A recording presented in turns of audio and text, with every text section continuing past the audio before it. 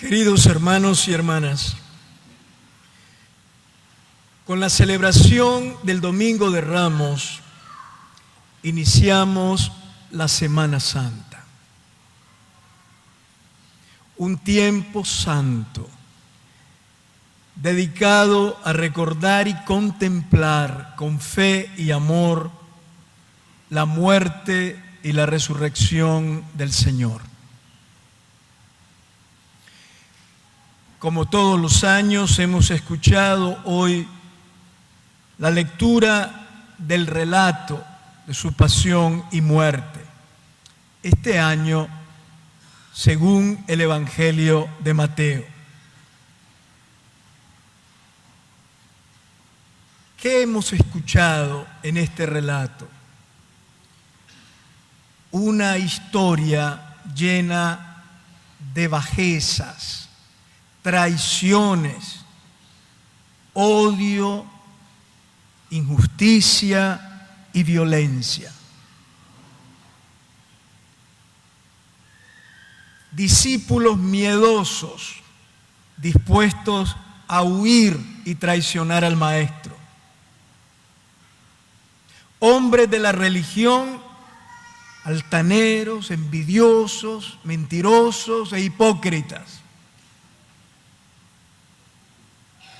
Soldados crueles, amaestrados para torturar y matar. Turbas manipuladas e insensibles que se dejan llevar por la irracionalidad. Autoridades políticas inmorales, corruptas y sanguinarias. Esta es la historia de la pasión del Señor. Es la historia de la pasión del mundo. Es la historia de la humanidad. De la humanidad de ayer y de siempre. Esta es la historia humana. El Evangelio de Mateo subraya sobre todo que Jesús fue víctima de la injusticia del mundo. Una víctima del poder religioso y político de la época. El relato que hemos escuchado no solo revela sentimientos de mentira y de odio en los adversarios de Jesús, sino que nos revela un proceso que está plagado de irregularidades jurídicas que culminaron con su condena y su muerte. El relato de la pasión del Señor es la historia de una injusticia. Es la historia de una víctima condenada a muerte. Jesús fue arrestado de forma ilegal. Quienes lo apresaron no tenían ninguna orden judicial para hacerlo. Fue arrestado sin haber cometido ningún delito y fue sometido a un juicio religioso delante del sumo sacerdote Caifás y a otro proceso político delante de Pilato en los que no se respetaron los más mínimos procedimientos establecidos por la ley.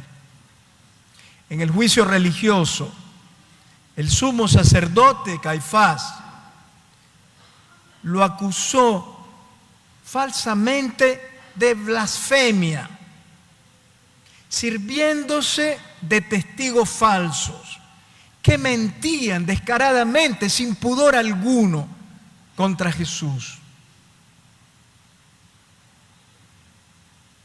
En el juicio político, el gobernador romano, Poncio Pilato, quien no encontró ninguna evidencia que respaldara las acusaciones en su contra, cedió a las presiones políticas. No quiso poner en juego sus privilegios y su poder, y al final, sabiendo que era inocente, lo condenó a muerte. Jesús fue y respetado y humillado en su dignidad. Fue sometido a terribles torturas en los calabozos romanos de Jerusalén y sufrió dolorosos maltratos físicos durante su juicio y su crucifixión.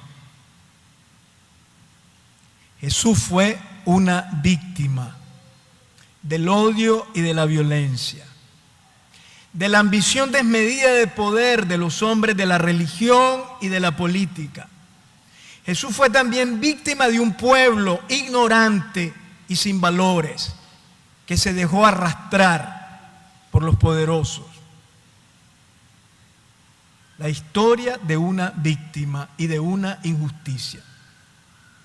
Sin embargo, en medio del drama de la pasión del Señor, el Evangelio de Mateo, el que leímos hoy, es el único evangelio que relata un hecho sorprendente que hemos escuchado hace poco.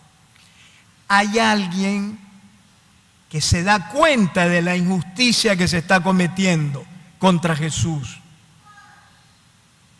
Es una mujer pagana, que no es judía ni cree en Dios. Es la mujer de Pilato. No sabemos su nombre, pero esta mujer que el Evangelio ha recordado representa la reserva moral que hay en toda conciencia humana, en cada persona, incluso en los seres humanos más malvados y alejados de Dios. La mujer de Pilato mandó a decir a su marido: no te metas con ese justo, porque hoy en sueños he sufrido mucho por él. No te metas con ese justo. Pilato no la escuchó, no era capaz de escuchar. Pudo más en él su ambición de poder y su miedo, y se doblegó ante su conciencia corrupta y oscura. No oyó a la esposa. Nadie la escuchó. Sin embargo, el Evangelio recuerda esa voz en medio de tanta injusticia. No se metan con este justo. Nadie la oyó. Se perdió esa voz. Cada vez que leemos el Evangelio, la oímos a la mujer de Pilato. Esa voz no se perdió. La voz de esa mujer representa las voces de quienes hoy defienden a las víctimas inocentes, como Jesús. A las voces que se alzan contra el atropello a la dignidad de las personas y los derechos humanos. Estas voces dan la apariencia de ser débiles y de que están dispersas. El mundo parece no escucharlas y los poderosos se esfuerzan en aplastarlas y acallarlas. Sin embargo, lo que hizo la mujer de Pilato, alzar su voz y decir: no se metan contra este justo, esa voz tiene que seguir siendo escuchada hoy. Tenemos que ser voz de los justos que no tienen voz y que son condenados. Tenemos que ser voz también contra los que tienen demasiada voz y por eso condenan a los justos. La resurrección del crucificado dará la razón a la mujer de Pilato. No había que condenar al justo. No hay que condenar al justo. No hay que multiplicar a las víctimas. Por eso tenemos que esforzarnos en conservar incorruptible nuestra conciencia, capaz de distinguir el bien del mal, la verdad de la mentira y optar siempre por lo justo. Debemos fortalecer los sentimientos que nos hacen solidarios, cercanos, sensibles ante el dolor de las víctimas. No debemos nunca apagar en el corazón el hambre y la sed de justicia,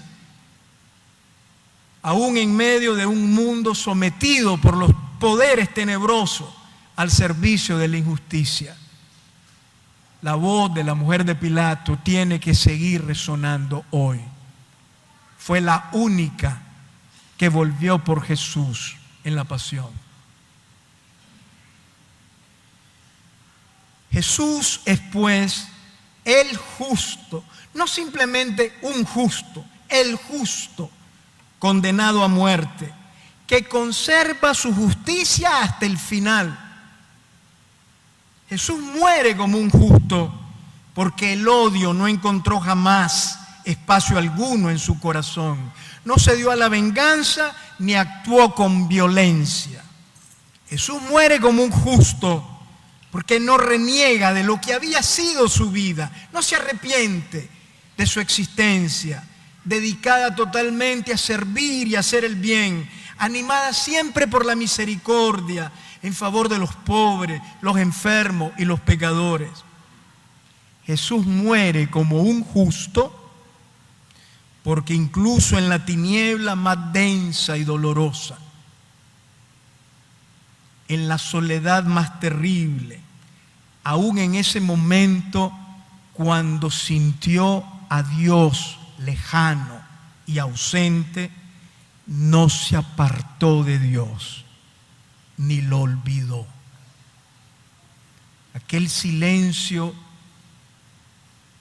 que hizo a Jesús sufrir en la cruz, el silencio de Dios aparentemente ausente, Jesús lo llenó de confianza en aquel Dios que no comprendía ni escuchaba. Pero Jesús no se resignó a darle la espalda, a hablar contra Él o a romper su relación con Él.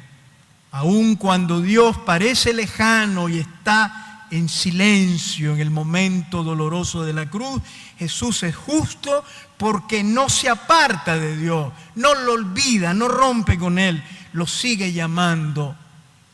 Y en su lengua materna, Eloí, Eloí, Dios mío,